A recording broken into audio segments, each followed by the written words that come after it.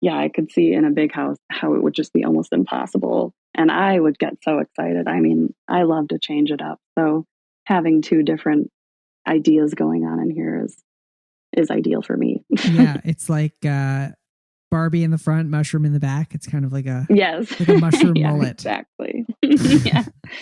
I love that. Welcome to the Tiny House Lifestyle Podcast, the show where you learn how to plan, build, and live the tiny lifestyle. I'm your host, Ethan Waldman, and this is episode 273 with Mallory Rankin. Mallory is a tiny house dweller who lives in a stationary tiny house that she calls Mal's Mushroom House. The house is beautifully renovated and really has kind of a fairy tale-like theme and feel to it. In this conversation, we'll learn about the history of Mal's Mushroom House, the interior renovations that Mallory did to the house, and I was really surprised here how inexpensive she was able to do these renovations for. She used things like countertop wrapping, cabinet wraps, and created an accent wall using trim board. I get Mallory to spill her secrets about where she actually stores her stuff, and we talk challenges of living tiny. It's a really fun, quick conversation, and I hope you stick around to hear about Mallory's tiny house lifestyle. I asked John and Finn Kernahan of United Tiny House Association what they love about their precision temp hot water heaters, and here's what they told me. Hey, Ethan, this is John and Finn Kernahan with United Tiny House Association. We organize Tiny House Festival. Oh, yeah, I guess so. First and foremost. We have a total of 3 precision temp on-demand hot water heaters. The thing we really like about these, and folks know this, I think they picked this up on Finn and I, if we don't like something, you'll never hear us talk about it. So the 2 things we noticed that we noticed and experienced immediately, they took painstaking effort to make sure that it was done right and installed. And so that was pretty cool right there. The other thing is the continuous on-demand hot water that just ran forever without any fluctuations or anything. I can't imagine an application, especially in our environment and our lifestyle of being the nomad, transportable, mobile, tiny lifestyle where one of these units aren't good to use.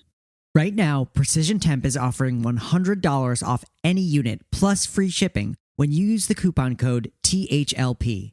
So head over to precisiontemp.com and use the coupon code THLP at checkout for $100 off any unit. That's PRECISION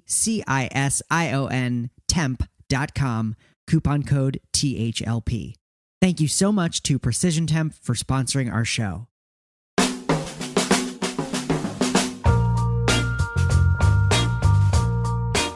All right, I am here with Mallory Rankin.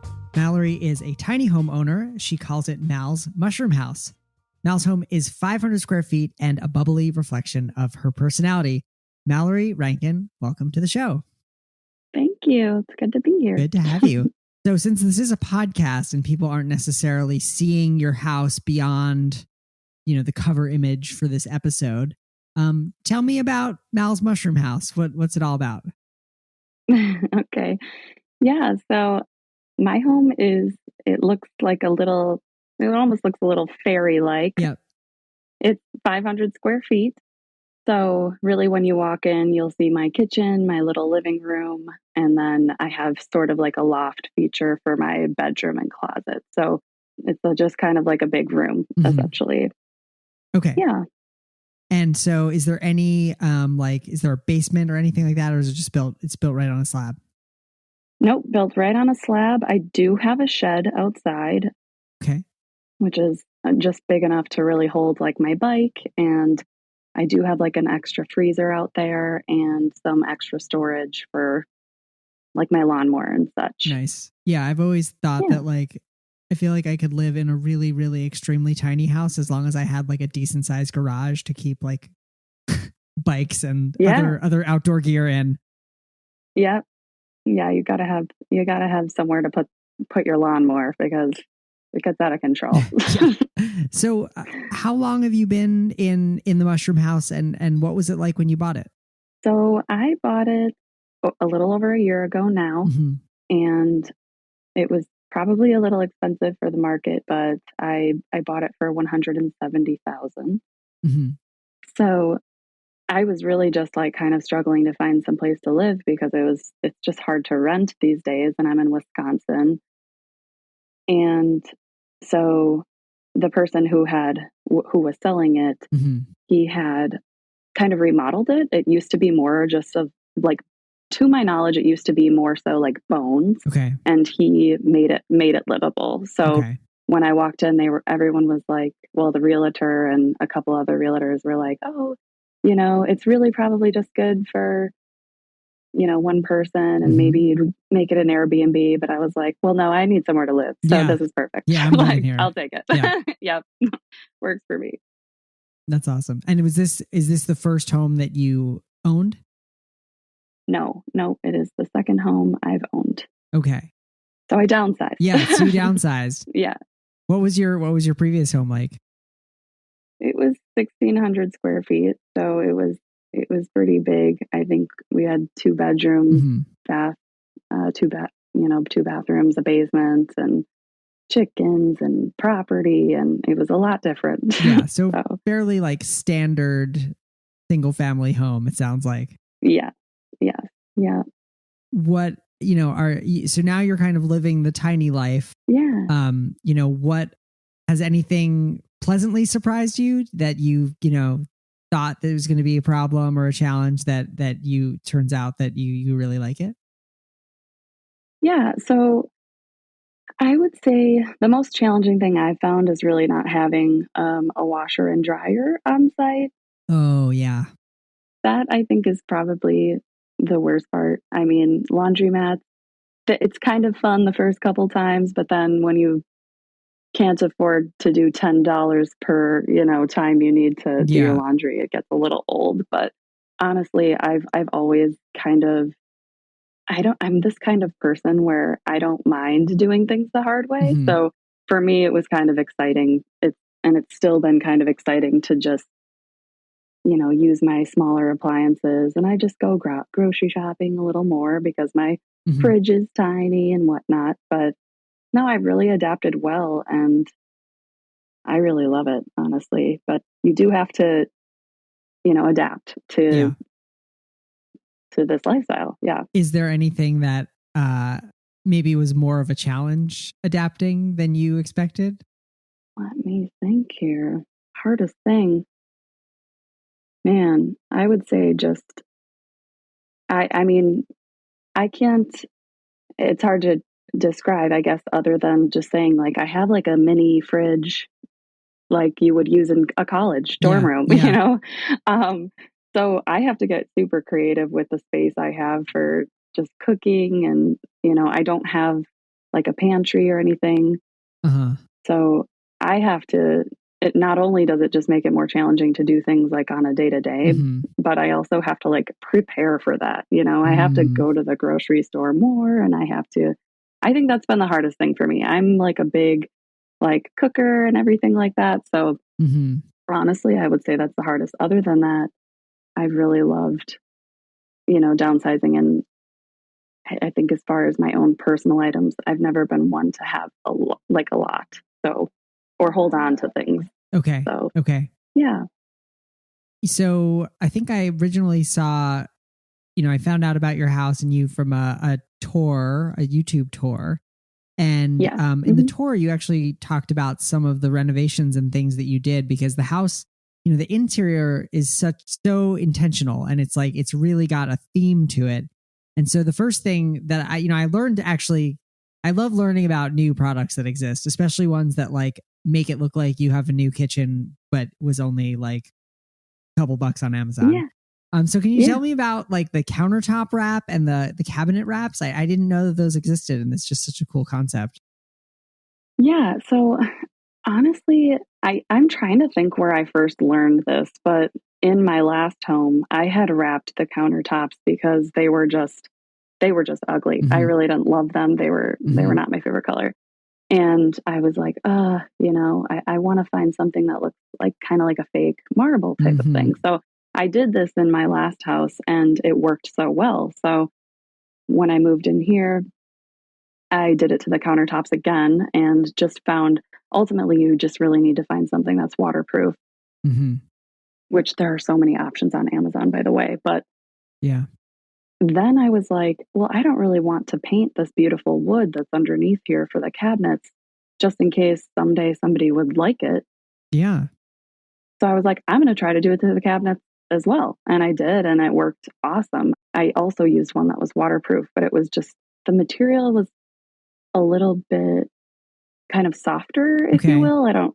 It's hard to describe, but it's kind of a different material, Okay. more like a soft vinyl, I would Yeah. think.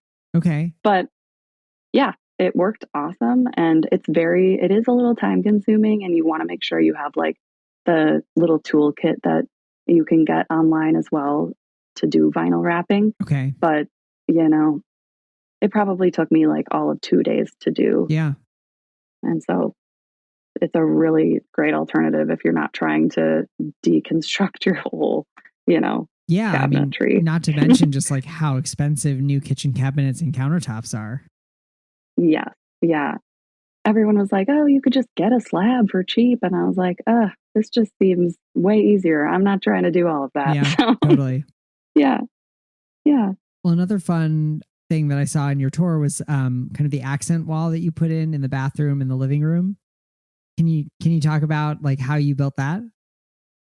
Yeah. Yeah. So, again, something I had kind of done in my previous household just for fun one time. And it was pretty easy. Mm-hmm. I mean, I would say I'm a do-it-yourselfer in a way, but I just went and I bought like a tiny miter saw, Mm-hmm. like so tiny, very light, Mm-hmm. easy to get around, and I just put it in the floor of my house. And I bought some like little trim board Mm-hmm. from Menards, Mm-hmm. and I just measured it out, cut it to length, and I actually just hammered them on with some nails, Mm-hmm. and it was, you know, just a super easy, fun way to make it look super cute and like add something interesting. So I highly recommend it if you're just trying to add some detail, to your room.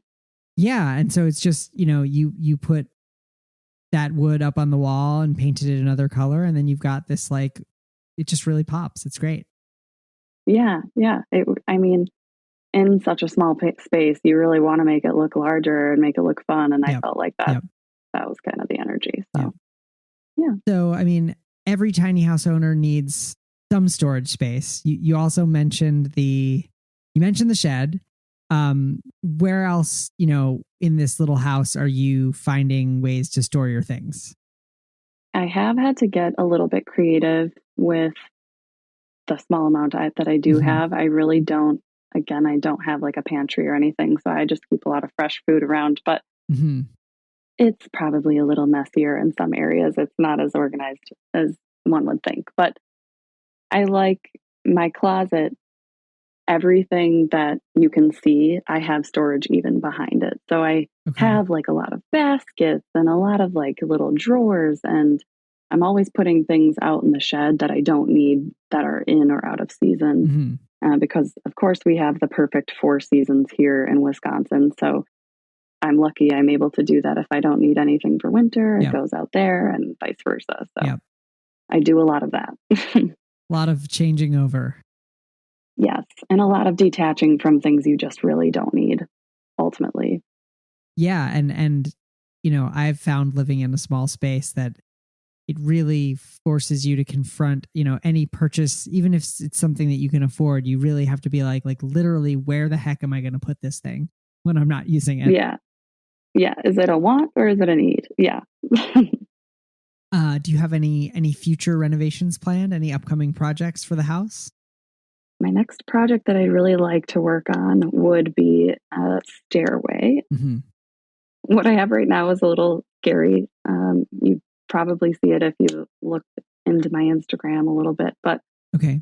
I'd like to do something more like spiral staircase ish. Mm-hmm. That just so it's safe. There's a railway all the way around. Yeah. Yep, that's going to be a big one. I was thinking maybe some outdoor space, like a patio or something, Mm-hmm. so I can, you know, in the summertime, I'm outdoors around my house if I can be. So, and I eat outside. I have a table and chairs outside. So Yeah. I do eat outside a lot. Okay. So I'd like to maybe do some more stuff outside so I can, have a little more of that living room space, but outside. Yeah. Yeah.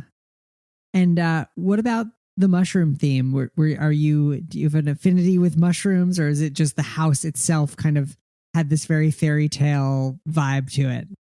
Yes, that really is where, that all came from. I've always been just, I love the mushroom theme. I Mhm. love mushrooms in general. But I just remember really when I walked into the house for the first time as my own, I started calling it the mushroom house. So it just kind of adapted as that, and everyone started calling it that. So Nice. it really just kind of took off. But ultimately the more like fun inspired colors is Mhm. from like my grandmother. She had a Barbie museum, and I've just Oh, always loved, yeah, I've just always like loved pink and Barbies. And so that's ultimately also where the kind of fun colors came into all of that. So nice. yeah. Mhm. I love to cook in my tiny house kitchen, but I don't always love to clean up. And one of my big concerns with going tiny was losing the convenience of a dishwasher.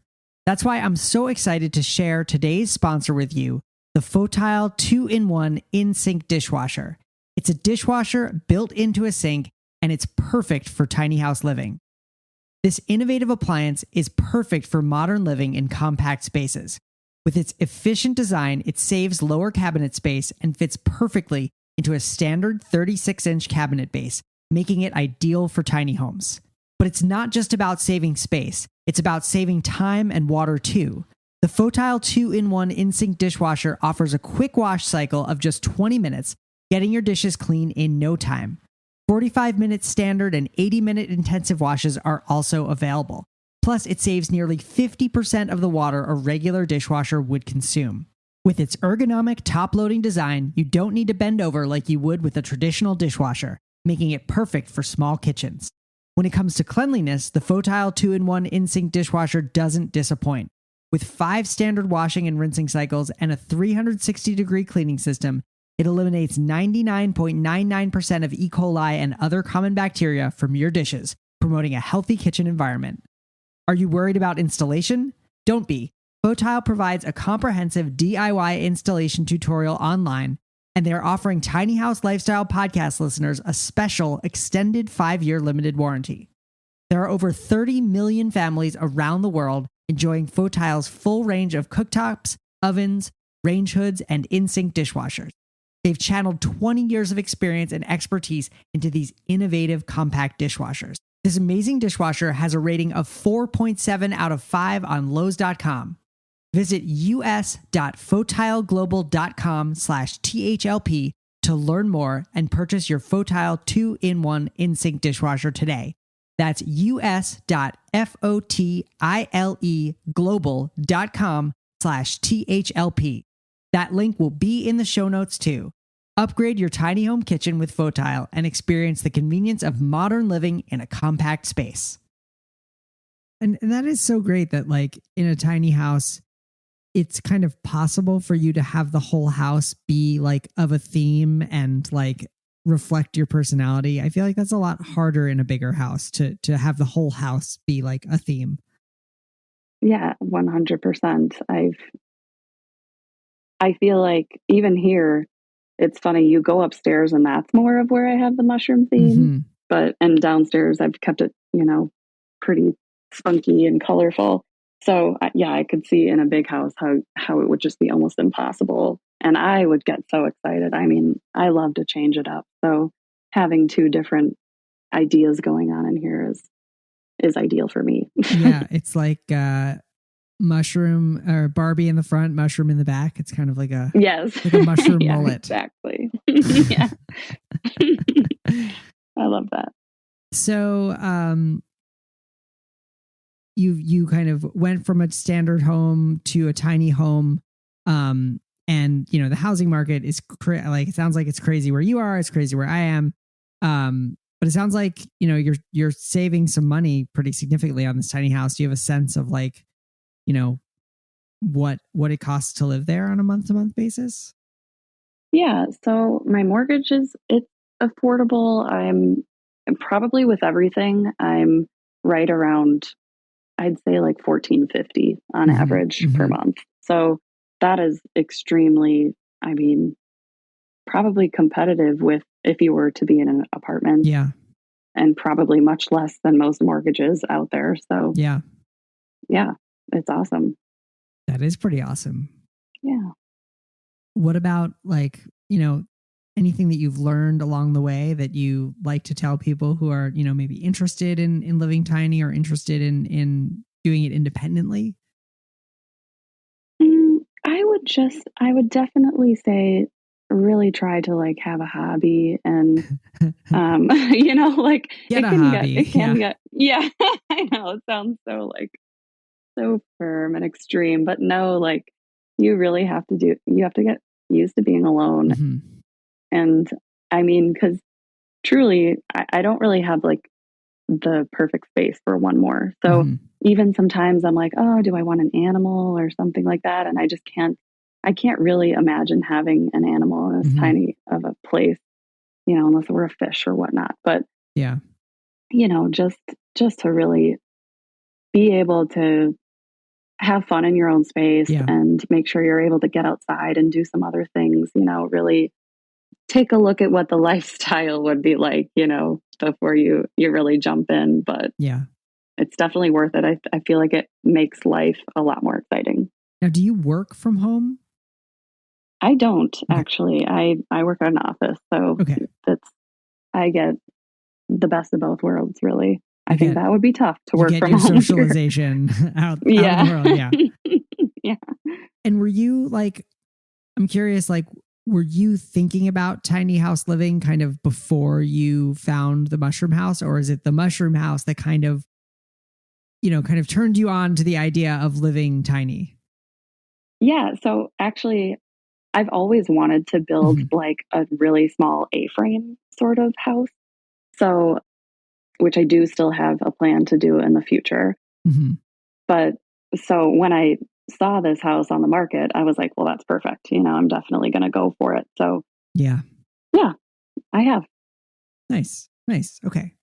Yeah, because I like to hear about people, especially who are like maybe like reluctant tiny house dwellers, who are then kind of like, oh wow, this is great. Yeah, I was never reluctant. I was like all in, like immediately. Nice. Well, that's awesome. And so it sounds like, sometimes, like for example, when I built my tiny house 12 years ago, I was like, well, if I can live in it for 3 years, then I've kind of paid off, the rent. Did you have that kind of like, well, it'll just be for like 3-5 years? Yeah, my thought process was like, well, once I find someone and I settle down, maybe life would look a little different. But for right now, and when I bought it, I was just like, the focus is on me. This is a beautiful chance for me to like be independent and do my own thing. And it's been such a fun experience to do this by myself. So yeah, that was kind of my mindset, is once I settle down or find someone and ready to part ways with it, then I will do that. But, no, that someone has to build like a thematically appropriate house next door, like mushrooms and like a pine tree, or like mushrooms and moss. The moss build house, a tree house. A tree house, exactly. to complete the motif. Yeah, that would be lovely. Nice. Are there any like resources or YouTubers or people who you've followed who have helped inspire you or teach you about tiny living that you like to kind of recommend to our listeners? Well, the Tiny Home Tours channel, they really promote so many different people. Yeah. A lot of rigs for sure, like on the go and stuff, but they do a lot of tiny homes as well. And I mean, of course, just using different forms of media, of course, like when you're on Instagram, you can just type in tiny homes and you'll find, and of course, TikTok and YouTube and all of that. You can find just about anything these days. So you just really got to get on the web. Now, did they come and film that in person, or did you film it and kind of submit the footage to them? They did. They did Wow. film that. Yep. Nice. Mhm. Nice. They did an incredible job. Yeah, no, it's really beautiful, and I'm sure it's brought a lot of people and interest your way. Yeah, like a little bit. It's been Yeah. nice to hear there's so many people who want to live this way and they're curious, how do you do it? So yeah, it's nice. It's Totally. nice to be able to help people.